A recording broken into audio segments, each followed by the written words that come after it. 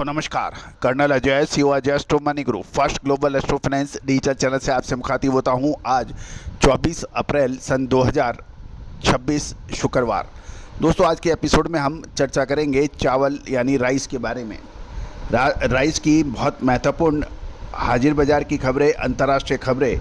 यदि आप rice Miller हैं, एक्सपोर्टर हैं या फिर किसान, आपके लिए ये न्यूज़ बुलेटिन बहुत महत्वपूर्ण रहने वाला है। चैनल पसंद आए तो लाइक कीजिएगा। दोस्तों आपको याद होगा कि 28 फरवरी को ज़बरदस्त बमबारी से ईरान यूएस और इजराइल के बीच पश्चिम एशिया में युद्ध छिड़ा था। उस वक्त चारों तरफ निराशा का माहौल था और बाज़ारों में चावल की कीमतें गिरने लगी थी। उस वक्त भी हमने आपको कहा था कि धैर्य रखिए, चावल की कीमतों में अच्छा बाउंस बैक आएगा। नतीजा आपके सामने है। एक तरफा तेज़ी राइस मार्केट में दर्ज हुई। अब आगामी अप्रैल और मई और जून 2 महीने बहुत महत्वपूर्ण रहने वाले हैं। क्या इसमें तेज़ी बरकरार रह सकती है या फिर मंदी ऊपरी स्तर पर आ सकती है? विशेष अग्रिम रिसर्च रिपोर्ट स्पॉट मार्केट को ध्यान में रखकर आप संपर्क कर सकते हैं। जानिए रिपोर्ट विस्तार से। दोस्तों सबसे पहले तो हम आपसे चर्चा कर रहे हैं कि आपको याद होगा साल 2025 में भारत सरकार ने गैर बासमती चावल के निर्यात पर रोक लगाई थी और उसको बाद में हटा दिया गया था। और निर्यात पर लगी पाबंदियों के हटने के बाद निर्यात में 19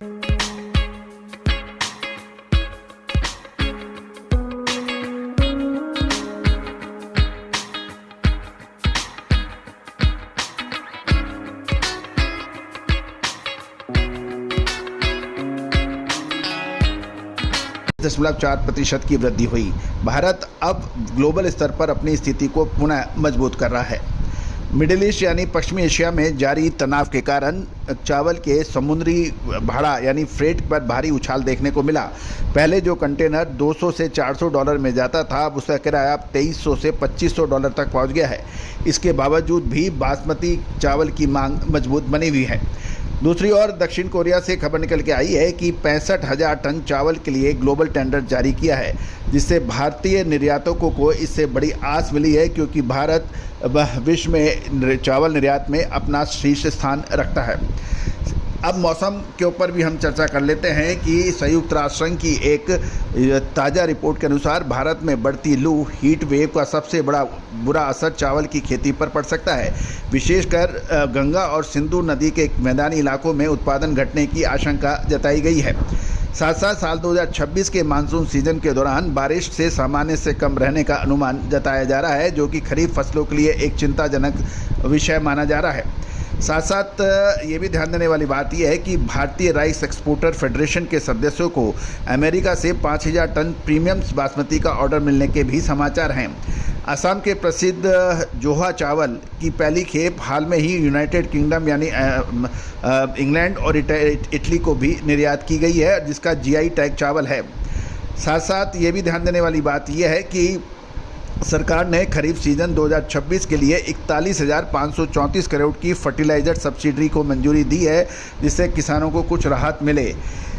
लेकिन इस एक चीज़ और भी हमें समझना पड़ेगा कि भारत में चावल की खेती का रकबा घटने की उम्मीद लगाई जा रही है। भारत में समर राइस यानी गर्मी के चावल के क्षेत्रफल 2.47 लाख हेक्टेयर की कमी देखी गई है। किसान अब चावल के बजाय दालें और मोटे अनाज और ऑयल सीड्स यानी तिलहन की खेती की ओर बढ़ रहे हैं। इसका मुख्य कारण पानी की कमी और खाद की बढ़ती लागत बताई जा रही है। साथ साथ जो दक्षिण कोरिया का जो टेंडर है उसमें भारतीय निर्यातकों के लिए एक आशा का अवसर है। भारत दुनिया का सबसे बड़ा चावल निर्यातक है और टेंडर में विशेष रूप से ब्राउन राइस और लॉन्ग ग्रेन चावल की मांग की गई है। एक और महत्वपूर्ण खबर जो आपके लिए महत्वपूर्ण हो सकती है कि फिलीपींस ने आयातित चावल पर एक सेफगार्ड इन्वेस्टिगेशन शुरू की है। ये मुख्य रूप से वियतनाम के लिए एक बड़ा खतरा है, क्योंकि वियतनाम का 87% चावल फिलीपींस को निर्यात होता है। यदि वहाँ प्रतिबंध लगते हैं तो भारत के लिए फिलीपींस एक बड़ा बाजार के रूप में अपनी जगह बन सकती है। भारत ने खरीफ सीजन के लिए 41,534 करोड़ की फर्टिलाइज़र की सब्सिडी को मंजूरी दी है। दोस्तों फर्टिलाइज़र के दाम आपको याद होगा कि हमने आपको अपने चैनल पर एक अपडेट मसाले, खुशबू और प्योर झाग, टेस्ट से भर दे हर जुबां पे स्वाद। एवरीडे मसाले, देश का स्वाद। किया था कि यूरिया जैसी महत्वपूर्ण खाद का आयात $500 से बढ़कर $950 से अधिक हो गया है। इसका असर भारतीय फर्टिलाइज़र पर पड़ने की उम्मीद है। दोस्तों, एक और अमेरिका से खबर आ रही है कि अमेरिका के अरकानसास राज्य में किसान चावल की खेती घटाकर सोयाबीन की ओर बढ़ रहे हैं। चावल की खेती से वहां 24% की कमी देखी जा रही है रकबे में। साथ साथ अमेरिका द्वारा चावल उत्पादन कम करने यदि होता है तो ग्लोबल बाजार में भारत की स्थिति और मजबूत हो सकती है। अब हम बात कर लेते हैं कि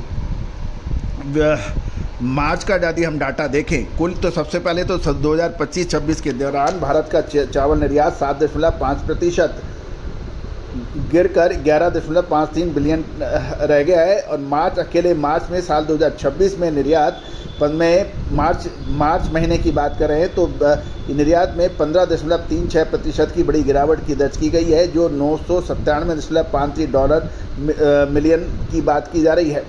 इसका प्रमुख कारण पश्चिम एशिया में चल रहे तनाव बताया जा रहा है। साथ साथ ये भी ध्यान देने वाली बात यह है कि भारतीय बासमती का सबसे बड़ा खरीदार ईरान है और युद्ध की अस्थिरता के कारण पेमेंट साइकिल और शिपिंग शेड्यूल और ऑर्डर फ्लो पर असर भी देखने को मिला है। साथ साथ लाल सागर यानी रेड सी और ओमान के रास्ते में बढ़ते तनाव के कारण माल ढुलाई का किराया भी काफ़ी बढ़ गया है। एक और महत्वपूर्ण खबर चीन से आ रही है कि जेनेटिक मॉडिफाइड ऑरिजिन की बात करें तो जीएमओ का मुद्दा हाल में ही अप्रैल 2026 में चीन ने 3 भारतीय कंपनियों के आयात लाइसेंस निलंबित कर दिए हैं। चीन का ये कहना है कि भारत से भेजा गया चावल जेनेटिकली मॉडिफाइड था, जबकि भारत में आधिकारिक रूप से केवल नॉन जीएमओ धान की ही खेती होती है। दोस्तों, गैर बासमती चावल की बात करें तो सरकार ने गैर बासमती सफ़ेद चावल के निर्यात पर प्रतिबंध हटाने के बाद उसे $490 प्रति टन के न्यूनतम निर्यात मूल्य यानी मैक्सिमम एक्सपोर्ट प्राइस के साथ अनुमति दे दी है।